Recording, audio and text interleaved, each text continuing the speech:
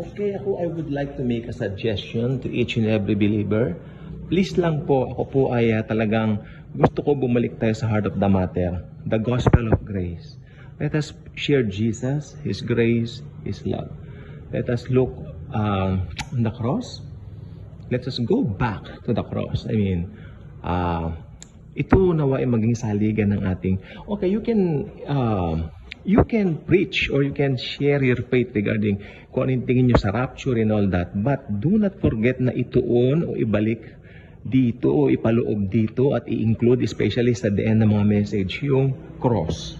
Yung ginawa ni Jesus sa cross.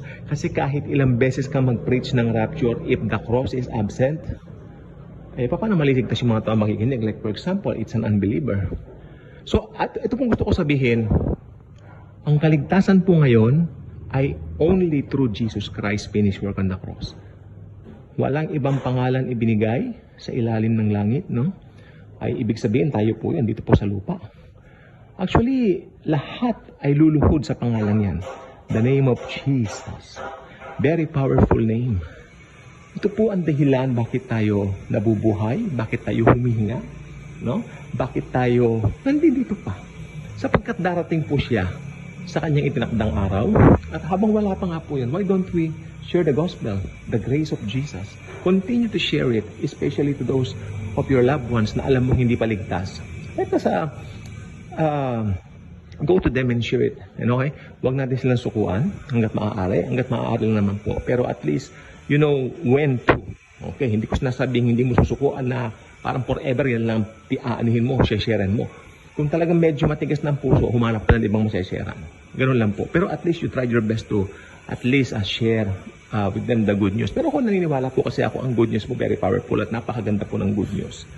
Meron po itong impact. Huwag ka magbabase sa pakiramdam mo. Basta nag-share ka tapos ay parang wala yata. No, meron po yan. Ako po ay bunga po ako ng isang pastor na nag-share sa akin ng good news. At ito po ay hindi po agad tumimo ng ilang panahon.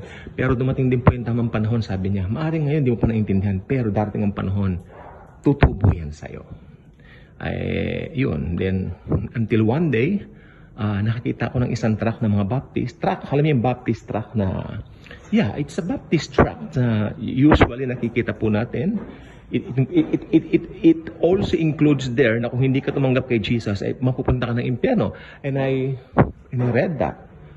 And I was scared. I mean, kung hindi ko pala tatanggapin si Jesus, maiimpyerno pala ako. Then nakita ko doon sa truck na napunta sa impyerno yung parang karakter doon na it represents what will happen to a person who will reject Jesus. Kaya ako po nangyari po doon, nagdesisyon ako. Sabi ko, kung hindi kita tatanggapin ngayon, Lord Jesus, kailan pa? Ako pagmamalaki ko at a very young age, I received Jesus Christ as my very own personal Lord and Savior. Yun po ang nangyari dyan. No? So, ako, suggestion ko, let us, sapagkat may bunga po yan sa bawat araw na lumilipas at hindi pa man po dumarating ang Panginoong Hesus, magkakabunga po yan at ang mga tao po na taniman ninyo ng salita ng Diyos, especially yung gospel of grace, magbubunga yan. Sabi nga po ng Biblia, hindi babalik ang aking salita ng walang laman. It is very proven sa buhay ko po. Very proven sa buhay namin. Very proven sa buhay ng mga na-ministry ko dati. Kaya na ngayon nag-ministry din po. It's very important. Souls, mga luluwa po tayo. Tayo na po mga luluwa.